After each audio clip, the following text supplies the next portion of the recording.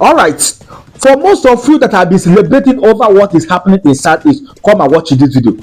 For you that are celebrating over what is happening in Southeast, celebrating for how the Nigerian government come down to Southeast and start destroying the life of the innocent Easterners, come and watch this video. After watching this video, then you will see the kind of the implication, the kind of havoc the Nigeria military terrorists are commit our people. It's not about the gentle the Yahoo. No, it's not about gentle the Yahoo. It's not about this woman. It is about a tribal cleansing.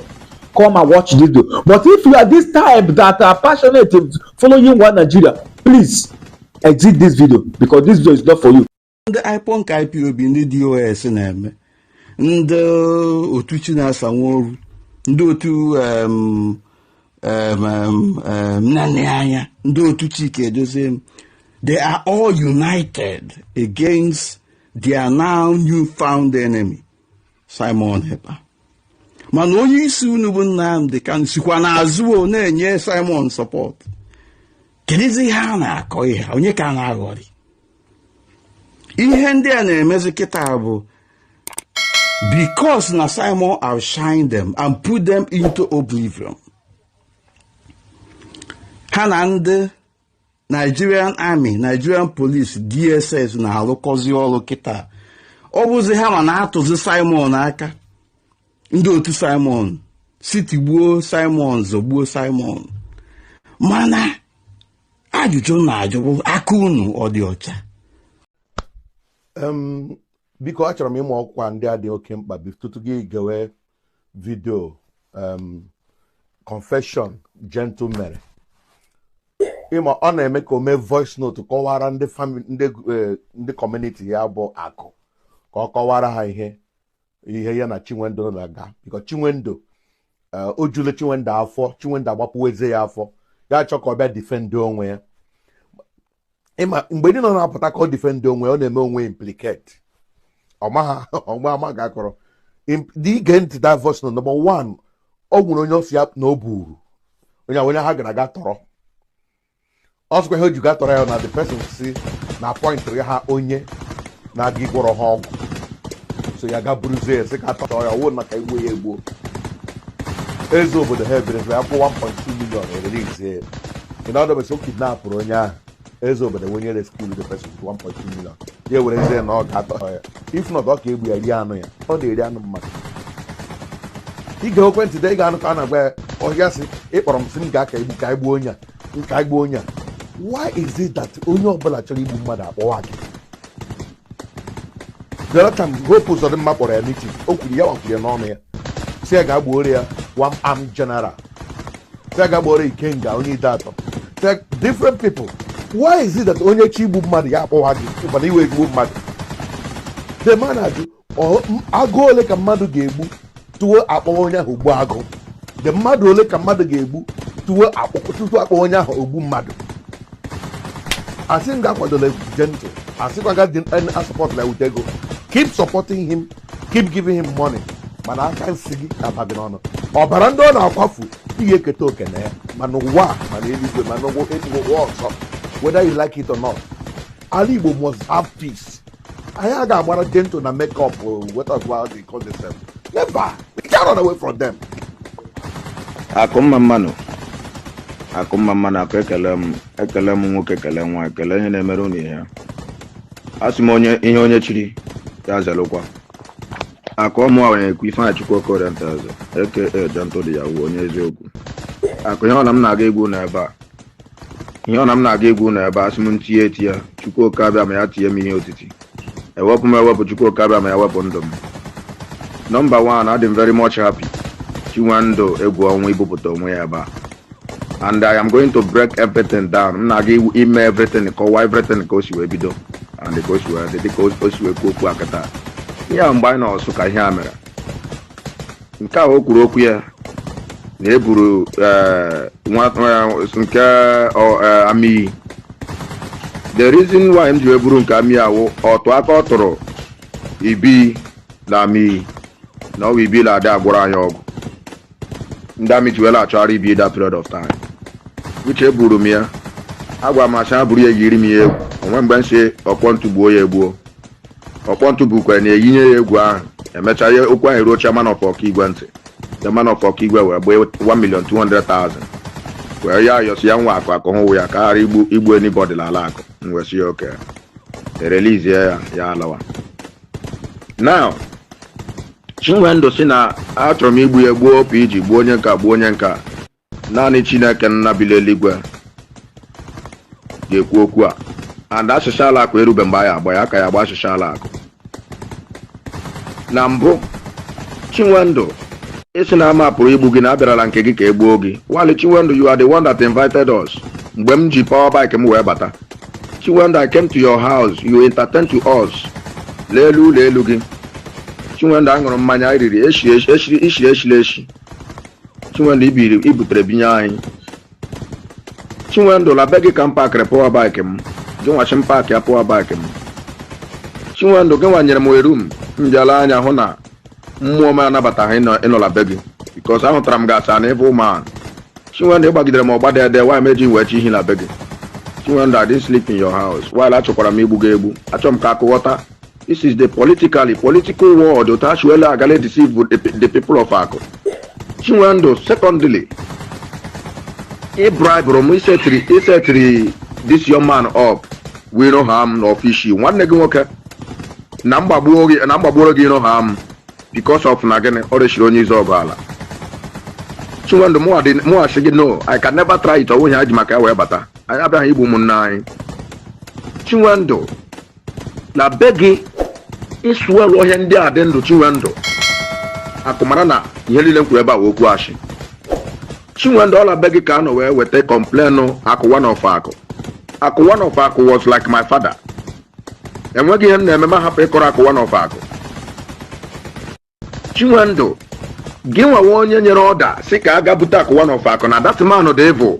Ọ sị na ọ na-azụ eze anaghị azụ eze na ọkwa nyere ya eze lekwe ihe ọ na-eme eri. Mgbe unu zọga eze unu amamihe gbanyere eze unu zọga onwe ihe gbasatara mụlọ ala akụlụ eze. Chinwendu, ihe bara mla ntụ na ọ na-ara nwunye ụmụ mmadụ ọwụ the allegation you told on him bara m ntị nji wesi no and ọ na-ara m ụmụaka ma gịnị na legodi onye si anaghachi eze ọkwa nke ahụ gara ụba ahụ ga ṅụcha mmanya ngwọ daịla gota moto ya ọmahụ ka esi wee budata ya amam distance na ọmahụ ka esi wee bulara ya moto ya na ọkwa onye si ndachi Akụ chi ga weta ya ka egbuo mba ka ahịa ahịa mana chi egbule ya egbu. Chinwendu, na be gị ka si wee gbagote ọwụ na Akụ one of Akụ ga-echeta na north side of Ishi ka m si wee gbagote dade wee mitie ya ebe ụmụ be m ji yela Catholic Church. Chinwendu, ọ gịnwa sị kụwa Akụ one of Akụ ihe si ihe akụrụ ya ahụ na egbule ya egbu which I did. Chinwendu, iwetala isi mụlọ Akụ one of Akụ wee kwakọlata ya ọnụ. Achịcha Akụ agbọghọbịa aka ya agba achịchala ala Akụ. Chinwendu, ị chefuru mgbe isi na m were nwaanyị PG kụọ ya ahịa nke m amaghị ihe na-etere gị la PG.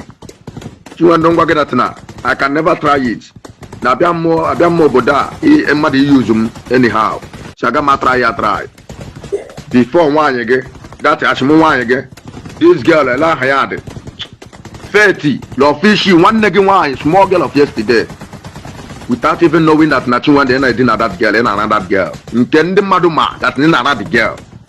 Chinwendu, this girl was coming ebe ndị nna nọ ụbọchị orie ụbọchị ahịa this girl lewe ndị nna lechara anya bupụ ihu mkpọ ya sị nne m ya aza si nwaanyị iji wee gafeta ya ekele hụ kama ọrụ ndị nna mụrụ gị amụ. The girl were anya agba kpọm raa m anya m were bilite m anya aka ntị what you call feti ihe ụcha feti ihe. Chinwendu, that was when my own problem begins with you. Chinwendu, stop ile deceive ụmụakụ. Chinwendu, ị chefuru that na genwa onye gwara m sị na m anarakwala any money karịa 15 million. Chinwendu, agbara ụlọ nna m ọkụ mgbe ị na-agwa m okwu a ka nsị gị na ihe ya ji ewute m wụ na be Zuma nọchiri ụzọ n'ihube agbahụ be nna Zuma ọkụ ele ihe mere ọnọdụ a ji wee dị like this. Echichapụrụ m chegodo ebe echi wee baga barutela be nna m wee bịa mụọ be nna m ọkụ.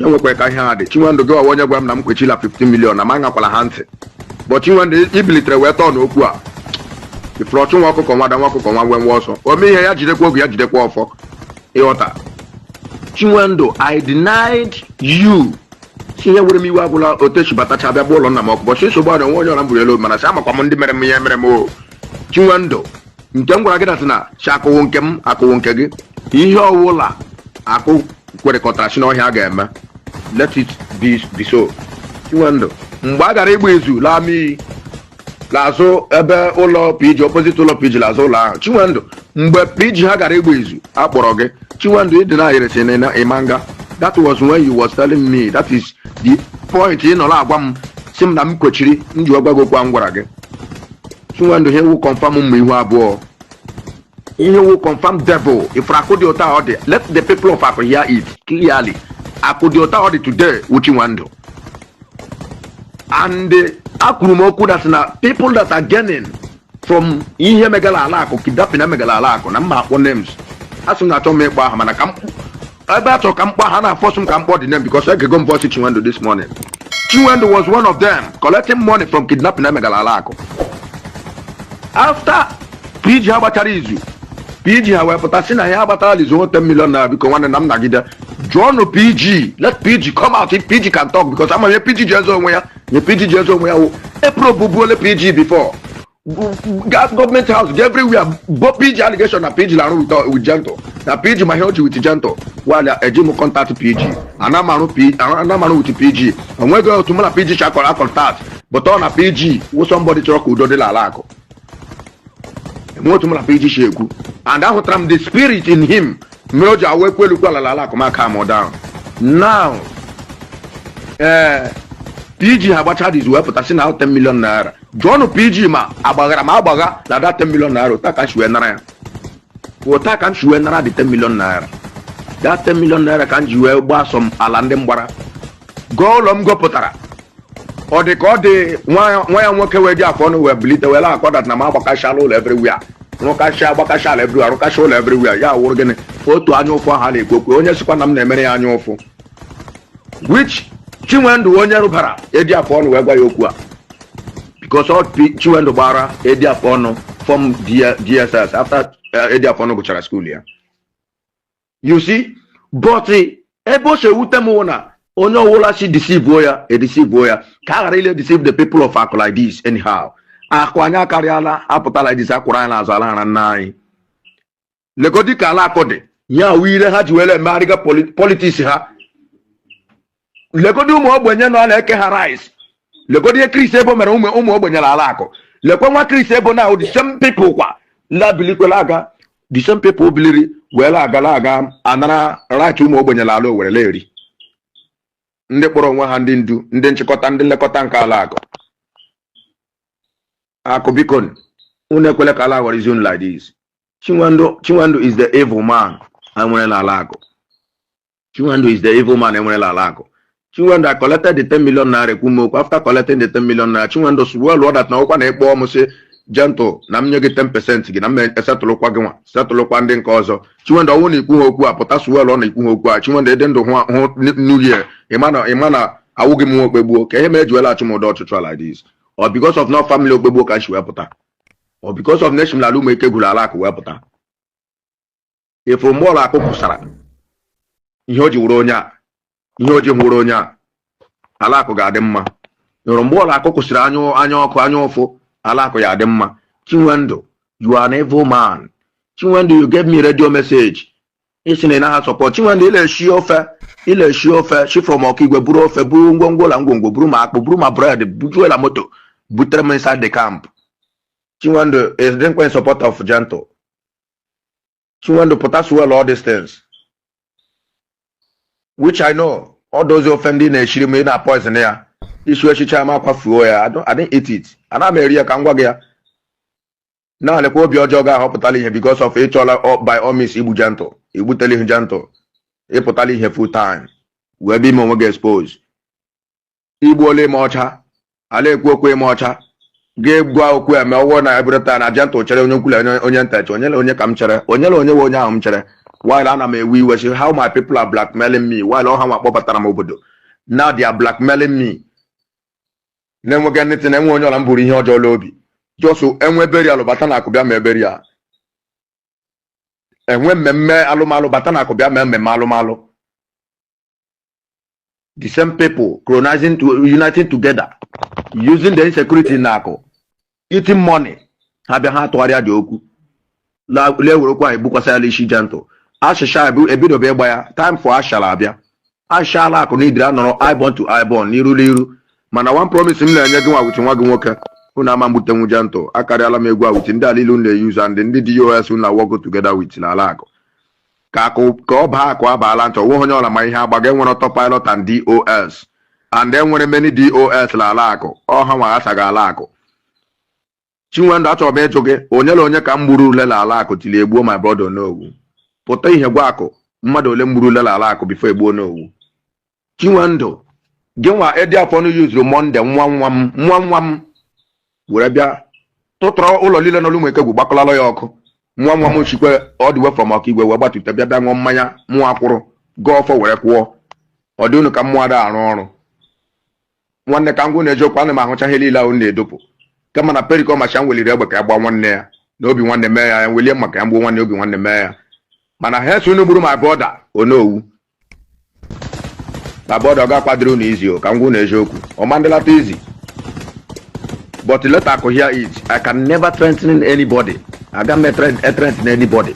Agakwana m egbu anybody n'ala akụ hence aka gị dị ọcha enwe ihe gbasara gị ifuru edi afọ ọnụ ifuru Chinwendu kpọọ any one of you gwanụ ndị a ha kpọọ ụmụnne ha nwere ụmụnne ha nwere ikwu ha nwere ibe ha kpọọ ụmụnne ha sendị aha ka ha bịa spy ya taa ọkwa Friday ọkwa akpọtala ha ndị amị ha ọkaigwe anụrụ m ya anọ m ebe nọ wee nụ ya akpọdatago ha ndị amị ha ọkaigwe to come and fight gentle come and search for gentle to gentle ogburu nwanne ewe odogwu weta nwanne ka egbuola ọgụ ụlọ mgbe ọgụ amadụ ahụ achọ nwanne ka ọ bịa mana unu ama mgbutenwu m maka na ndụ m adịghịla aka unu ana m anụcha ihe niile ma taịm unu ji webata ọkaigwe after one unu ji webata ọkaigwe ama wee ọkụ uche unu dị ya ịghọta so nna m biko akụ unu ekwezila ka ala ghọrọ unu enyi ha udo nke nna m dịrị unu ana m ekelekwana unu ekele ihe ọla na-ekwere unu egwu wee na-ekwukwana okwu na ala akụ ya dị mma onye ọla sị na ala akụ ama adị mma agbara ala akụ mmụọ ala akụ ya efopụ onye adị ka ata n'etiti ọka udo nke nna m dịkwara unu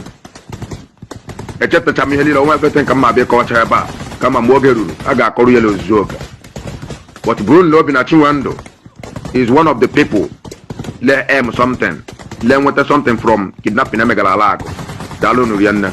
Nigeria government never mean well for the people of Southeast. All they care is for destruction to destroy the people of Southeast. I don't have much to talk.